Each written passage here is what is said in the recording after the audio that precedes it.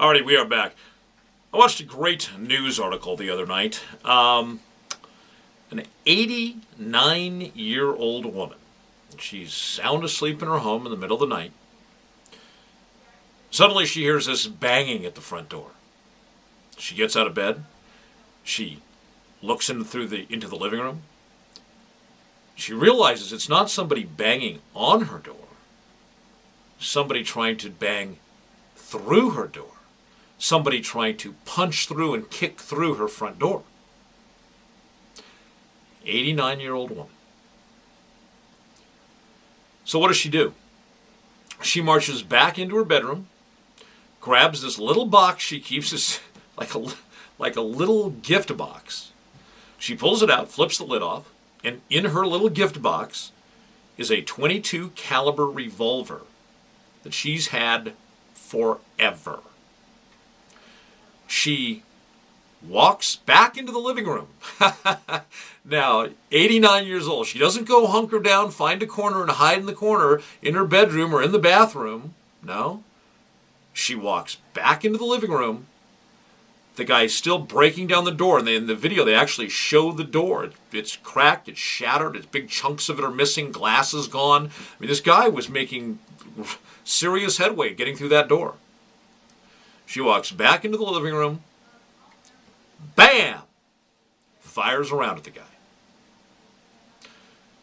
Now, what have I always told you about criminals and guns in the hands of the law-abiding? What do you think he did the minute that he heard that gunshot? Yeah. He hightailed it out of there. He stopped. But apparently somebody else had heard the banging and had called the police.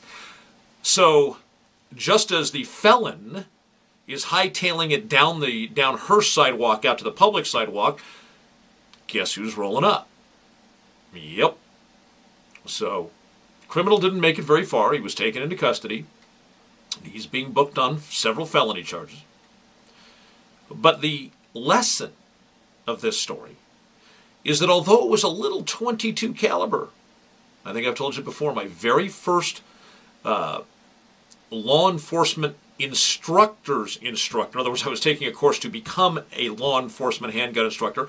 My very first instructor was a guy named Jerry Lane.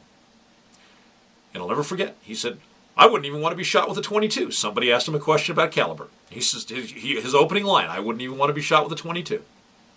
By the way, Jerry and I are still friends to this day. He just sent me an email the other day talking about the book and saying if there was any...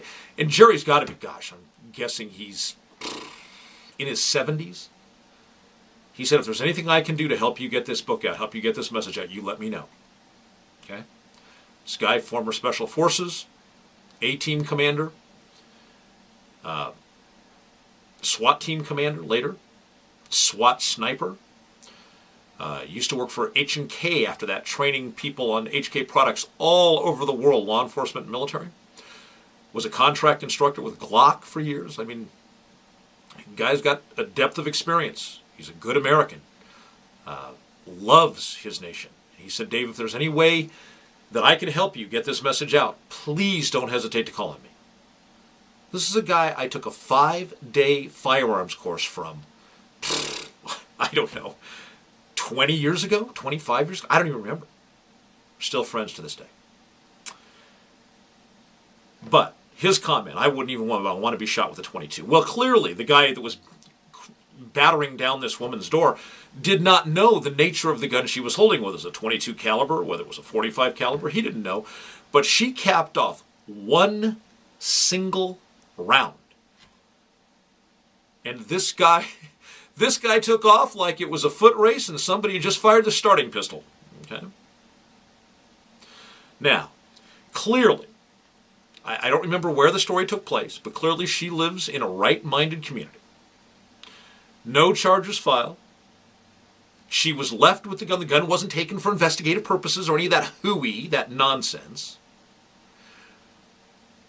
The officers were thrilled, the responding officers were thrilled that she had survived this potentially deadly confrontation.